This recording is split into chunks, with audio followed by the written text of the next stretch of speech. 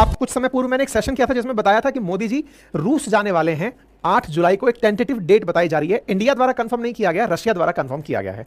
इस पर हमने एक कंप्लीट सेशन किया था और आपको मैंने बताया था कि यह जवाब था निखिल गुप्ता वाले मामले का, जब जैक सुलिवान इंडिया आकर एनएसए के रूप में भारत को धमकाने का प्रयास किए थे कि मैं बता दूंगा कि CC1 कौन है। लेकिन CC1 का तो पता चला नहीं, लेकिन इस बीच में अमेरिका को भारत के जवाब मिलने शुरू हो गए और इसमें भारत की तरफ से जवाब आया कि हम तो रशिया जा रहे हैं साहब, आपको यह जवाब दे रहे हैं कि हम आपकी वजह से 5 साल से नहीं गए थे, लेकिन अब हम रूस जा रहे हैं। तो हमने अपनी तरफ से रूस जाने की बात कर दी। इसी बीच में एक और खबर हमने निकाल दी और वो खबर हमने ज्यादा अच्छे से कवर नहीं की ना, हमने मतलब मैंने तो खैर अपने इश्यूज में नहीं ली, इंडियन मीडिया में भी कहीं वो खबर नहीं आई है, बहुत ही कम जगह मिली है इस खबर को, लेकिन ये बहुत बड़ी खबर है। बहुत बड़ी खबर क्या है कि तमाम प्रतिबंधों के बावजूद, यानी कि रूस पर प्रतिबंध लगे हैं, ईरान पर प्रतिबंध लगे हैं, उन तमाम प्रतिबंधों के बावजूद भारत ने इंटरनेशनल नॉर्थ साउथ कॉरिडोर का उपयोग करते हुए रूस से वाया ट्रेन ईरान होते हुए कोयला मंगा भी लिया है। अब इस बारे में ना तो सरकार की तरफ से कोई आधिकारिक बयान आया है, लेकिन अंतर्राष्ट्रीय स्तर पर रूसी मीडिया के द्वारा और रशियन रेलवे के द्वारा यह जानकारी दी गई है, जिसको ईरान के अंदर तेहरान टाइम्स ने कवर किया है। अंतर्राष्ट्रीय स्तर पर चर्चा होने लग रही है, यूरेशियन टाइम्स कवर कर रहा है कि इंडिया वालों ने अभी थोड़े दिन पहले तो ईरान के साथ चाबहार को लेकर 10 साल का MOU किया था और उसी के बीच में इंटरनेशनल नॉर्थ साउथ कॉरिडोर चालू भी कर लिया, और ऐसा कॉरिडोर चालू कर लिया कि जो तमाम अटकलें आ रही थी कि रशिया का सामान अगर इंडिया पहुंचता है तो 45 से लेकर 60 दिन का समय लगता है वाया स्वेज कैनाल, बोले इन्होंने इसका तोड़ निकाल लिया। 25 दिन में सामान रशिया से इंडिया चलकर चला आया। ये कर दिया, हम चर्चा कर रहे थे और ये हो चुका है। International north south corridor in a historic first Russian coal reaches India via Iran using international north south transport corridor हो गया। 26 जून की खबर है, बहुत ही दबे अंदाज में ये खबर निकलकर आई, पता भी नहीं चला और इस पर कोई भी नेशनल मीडिया का ध्यान नहीं गया। खबर यह थी कि इंडिया सामान आ चुका है। एक आध न्यूज चैनल्स ने कभी गलती से इस पर कवर कर लिया तो बात दूसरी है। रशिया से बाकायदा चलकर भारत ट्रेन से सामान पहुंचा दिया गया वाया ईरान।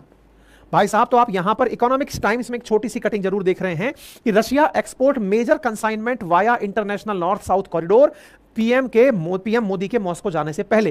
तेहरान टाइम्स लिखता है कि Russia send coal to India via Iran by train for the first time. मतलब हमने ज्यादा इसका ढिंडोरा पीटा ही नहीं, बकायदा ट्रेन से कोयले से लदी 2 ट्रेनें इंडिया रवाना करके पहुंचा भी दी गई।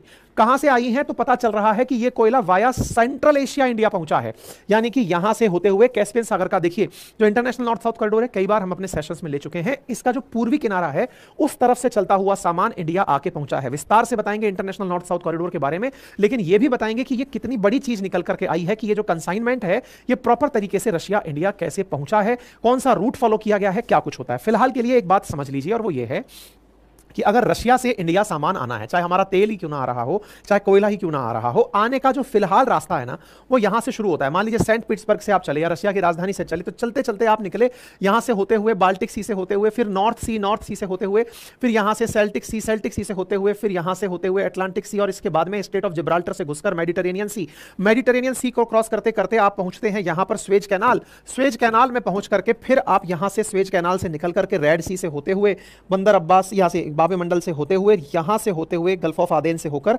फिर JNPT पहुंचते हैं। इस पूरे रास्ते को फॉलो करने में जहाज को 45 से लेकर 60 दिन का समय लगता है। विचार कीजिए, लगभग 45 से लेकर 60 दिन का समय जिस ट्रेवल को करने में लगता है, अगर इसका रिवर्स हम सीधा यहां से ट्रेन चलाएं और चला करके सीधा वाया ईरान होते हुए बंदर अब्बास या चाबहार होते हुए सीधा यहां से निकालें और निकाल करके सीधा इंडिया भेज दे सामान, तो यह समय 25 दिन का लगता है। इसकी कल्पना तो वर्ष 2000 से की जा रही थी कि ऐसा होगा, ऐसा करेंगे, ऐसा कर लिया जाएगा, लेकिन ये एग्जीक्यूट भी हो गया है, लेकिन इसकी जानकारी नहीं दी गई। ठीक है, मतलब बहुत कम कवरेज इस बात को मिला है, लेकिन अपन तो कर लेते हैं, चर्चा कर लेते हैं। यह कॉरिडोर 7200 किलोमीटर लंबा मल्टी मोड ट्रांसपोर्ट रूट है। मल्टी मोड का मतलब यह हुआ कि यहां से आप ट्रेन से चलेंगे, कैस्पियन सी पानी को तैरकर पार करेंगे, फिर ट्रेन से चलेंगे, रोड से चलेंगे और चल करके फिर यहां से फिर पानी से होते हुए आप JNPT पहुंचेंगे। तो कई तरह के ट्रांसपोर्ट के मोड यूज किए गए हैं, इसलिए इसको मल्टी मोड ट्रांसपोर्ट रूट कहा गया। वर्तमान में 13 कंट्री इसमें पार्टिसिपेट करने को तैयार हो गए हैं। वर्ष 2000 में पहली बार भारत ने रशिया के साथ इस बात पर एग्रीमेंट किया था इन प्रेजेंस ऑफ ईरान कि अगर हम मिलकर के कुछ ऐसा बनाएं ताकि हमसे और रशिया के बीच का जो व्यापार है वो सुगम हो जाए, तो दुनिया के लिए एक नई उम्मीद बन जाएंगे। इसी बात को पहचानते हुए जितने भी आस पड़ोस के देश थे, जैसे Azerbaijan, Armenia, Kazakhstan, Kyrgyzstan, Tajikistan, Turkey, Ukraine, Syria, Belarus और ओमान, इन्होंने भी कहा साहब हमको भी इस रास्ते में जोड़ लो, अगर ये कॉरिडोर चालू हो गया तो हमारा भी ट्रेड बढ़िया हो जाएगा। रीजन, क्योंकि यहां पर ये सारे सेंट्रल एशियन कंट्रीज हैं, कैस्पियन सागर के साथ लगे हुए जो कंट्रीज हैं वो सब, ये सब तैयार हो गए, साहब हमको भी जोड़ लो, हमारा माल माल भी पहुंच जाएगा। भाई इंडिया सबसे बड़ा कंज्यूमर है ना, कंज्यूमर बड़ा है तो ऐसी स्थिति में यहां पर सामान पहुंचाने की हर किसी की आवश्यकता है, तो ऐसी स्थिति में बोले हमारा भी ट्रेड आसान हो जाएगा, सब हमें भी जोड़ लो। इस तरह अब तक 13 देश इस सिस्टम से जुड़ चुके हैं। इसके 3 रूट वर्तमान में काम कर रहे हैं। कौन कौन सा? एक तो वाया कैस्पियन सी होकर डायरेक्ट, यानी कि मास्को से चले, अस्त्राखान से चले, सीधा तेहरान बोर्ड कर दिया यहां से, यानी कि कैस्पियन सी को डायरेक्ट पार कर दिया। नंबर 1, इसको सेंट्रल कॉरिडोर कह लो। दिशाओं को इस तरह से पढ़ते हैं अपन, इधर की तरफ ईस्ट, इधर की तरफ वेस्ट, ऊपर नॉर्थ, नीचे साउथ, तो नॉर्थ साउथ कॉरिडोर तो नाम दे दिया। अब नॉर्थ साउथ कॉरिडोर में मध्य से होकर कैस्पियन सी से निकलो तब तो सेंट्रल हो गया, लेकिन इसके पश्चिम की तरफ अगर आप देखो तो ये वाला कॉरिडोर, मतलब पानी में से ना निकालकर आप रास्ते रास्ते चलते जा रहे हो, अस्त्राखान, अस्त्राखान से अजरबैजान, अजरबैजान से Tehran, via road rail network अगर आप पहुंचाते हो, तो ये वाला जो तरीका है, ये तरीका वेस्टर्न कॉरिडोर के नाम से जाना गया। ऐसे ही तीसरा कॉरिडोर बनाया गया कि जो रशिया है, रशिया का अगर ये वाला हिस्सा सामान भेजने के बारे में प्रयास करे तो कजाकिस्तान, तुर्किस्तान और तुर्कमेनिस्तान, यहां से होते हुए फिर तेहरान, यानी कि सीधा इधर से भी सामान को इधर भेजा जा सकता है। इसको ईस्टर्न कॉरिडोर नाम दिया गया। यानी कहने का मतलब ये समझिए कि वर्तमान में इस कॉरिडोर का जो ईस्टर्न वाला हिस्सा है, जो कि कजाकिस्तान, उज्बेकिस्तान, तुर्कमेनिस्तान इनको शामिल करता है, आज जो सामान हमारे तक पहुंचा है उसके बारे में कहा जा रहा है कि वो ईस्टर्न कॉरिडोर के थ्रू आकर के पहुंचा है। 2 ट्रेनें भारत भेजी गई हैं, ये कि रशिया से चल करके वाया कजाकिस्तान, तुर्कमेनिस्तान और ईरान होते हुए इंडिया पहुंची हैं।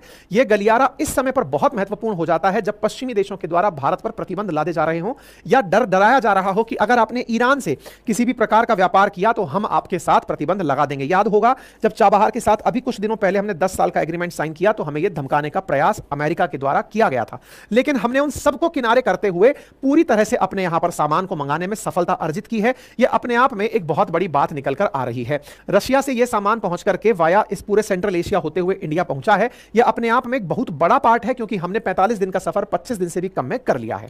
बात करें रशिया से तेल की, तो बात करी थी सर हमको नॉर्ड स्ट्रीम गैस के माध्यम से यह पता था कि रशिया तेल के साथ साथ गैस भी बेचता है।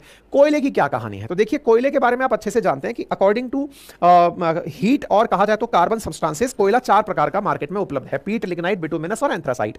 भारत में कोयला तो खूब है, लेकिन अच्छी क्वालिटी का कोयला नहीं है।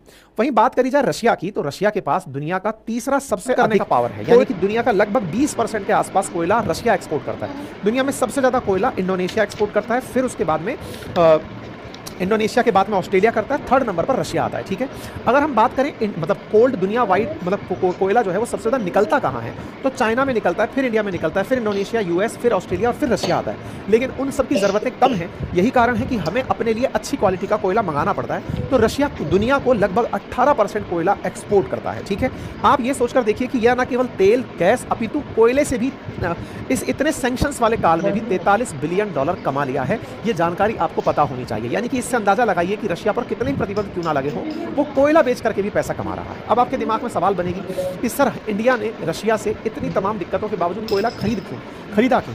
देखो, हम ऑलरेडी इंडोनेशिया से, ऑस्ट्रेलिया से कोयला खरीदते हैं। रिसेंटली क्या हुआ कि जैसे ही गर्मी पड़ी थी ना, इंडिया का जो बिजली प्रोडक्शन है उसमें कोयले से प्रोड्यूस होने वाली बिजली का बहुत बड़ा योगदान है। थर्मल पावर प्लांट से हम लोग बिजली पैदा करते हैं। अभी जब गर्मी पड़ी ना इस दौर में, तो हमें बहुत ज़्यादा कोयला, बिजली की आवश्यकता पड़ी तो बिजली कोयले से बन रही है, तो ज़्यादा कोयला झोंको और उससे ज़्यादा बिजली बनाओ। तो इस तरीके से हमने कोयला यूज़ किया तो हमारे स्टॉक हिल गए। हमारे पास ये खबर है कि इंडिया का जो कोल स्टॉक है ना, वो बहुत ज़्यादा तरीके से प्रभावित हुआ।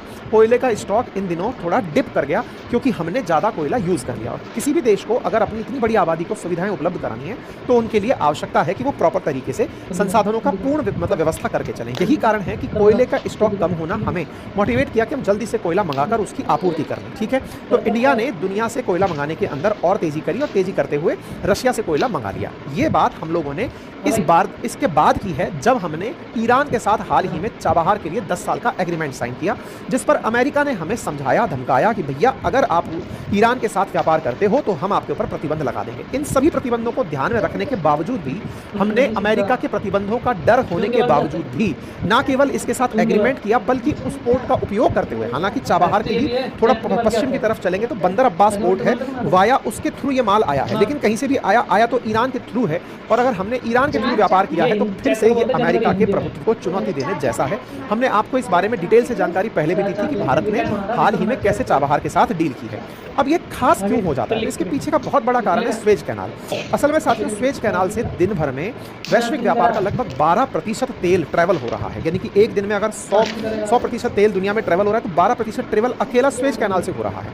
ऐसी स्थिति में इतना जबरदस्त तरीके से ट्रेवलिंग वहां पर हो रही है, और गलती से अगर वो जाम हो जाता है, जैसे कुछ दिनों पहले मैंने आपको बताया था कि किसी ने वो कर दिया था, रास्ता जाम हो गया था क्योंकि एक जहाज जो है वो फंस गया था। तो उस जहाज के फंसने से मैंने आपको बताया था कि रास्ता जाम हो गया था, तो ट्रैफिक बहुत ज़्यादा प्रभावित हुआ था। तो स्वेज कैनाल के थ्रू होने वाला व्यापार भारत को बहुत महंगा पड़ रहा है। 45 दिन मिनिमम लगता है रशिया से इंडिया सामान चल के आने में। तो हमने इसका स्थान 45 दिन जो मिनिमम लगता है उसके स्थान पर अगर इस नॉर्थ साउथ कॉरिडोर को चुन लिया तो हम 25 दिन के अंदर 7200 किलोमीटर ट्रैवल करा के वाया ट्रेन और जहाज हम अपने सामान को इंडिया लेकर पहुंच सकते हैं। ये भारत और रूस की मित्रता का ही परिणाम है कि हम इस तरह से इनके साथ व्यापार में आए दिन नए आयाम स्थापित करते जा रहे हैं। भारत और रूस का व्यापार दिनों दिन उस समय जब दुनिया में प्रतिबंधों का सामना रशिया कर रहा हो, भारत अपने लिए अच्छे ऑप्शंस क्रिएट करता जा रहा है। इसके निश्चित ही फायदे हैं, इनमें से स्ट्रेटेजिक इंपॉर्टेंस भी है, इकोनॉमिक बेनिफिट भी है, पॉलिटिकल जियोपॉलिटिकल, ये सब बातें हमने आप लोगों के साथ में साझा की।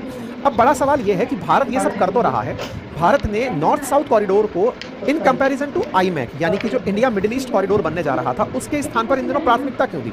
देखो, जब G20 हुआ था तो बाइडेन इंडिया पहुंचे और उन्होंने बहुत जोर शोर से कहा कि इंडिया से सेंट्रल एशिया होकर के इंडिया से मिडिल ईस्ट होकर के हम यूरोप तक ट्रांसपोर्ट का रास्ता तैयार कर देंगे, just like north south transport corridor.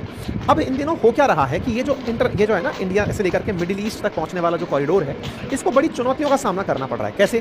क्योंकि ये ट्रेड रूट वाया इजराइल होकर निकलेगा। इजराइल को लेकर के इन दिनों बहुत दिक्कतें चल रही हैं। कैसे?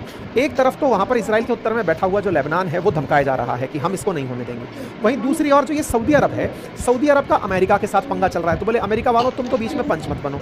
एक तरफ लेबनान में हिजबुल्लाह इजराइल को धमकाए पड़ा है। यानी कि इस पूरे नॉर्थ साउथ कॉरिडोर की तर्ज पर जो आईमैक बनाने की बात हुई थी, इस आईमैक को बहुत चुनौतियां देखने को मिल रही हैं। ऐसी स्थिति में भारत ने तत्काल प्रभाव से अपने INSTC को यानी इंटरनेशनल नॉर्थ साउथ कॉरिडोर को तत्काल प्रभाव से हाँ किया और कहा कि भाई हम इस काम को आगे बढ़ाएंगे और आगे बढ़ाकर वो बनता रहेगा जब तक वो बनता है, लेकिन फिलहाल के लिए हमने अपना ट्रांसपोर्टेशन कर लिया है। तो ये अपने आप में एक बड़ी बात है साथियों कि भारत ने अमेरिका के प्रतिबंधों के डर के बावजूद अपने लिए सामान मंगा भी लिया है और सामान का मंगाना एक बड़ी सुर्खी बन गया है। ठीक है, फिलहाल के लिए इतना ही। अब इसके अंदर अगर आपको अधिक जानकारी चाहिए ज्योग्राफी की, मैपिंग के साथ साथ आपको इकोनॉमिक्स की, तो सारी जानकारी मेरे GA फाउंडेशन का एक रिकॉर्डेड बैच है उसमें उपलब्ध है। आप अपने पाठशाला एप्लीकेशन से जाकर पूरी 1 साल की वैलिडिटी के साथ चारों subject history, geography, polity, economics को मात्र 1499 के अंदर पढ़ सकते हैं।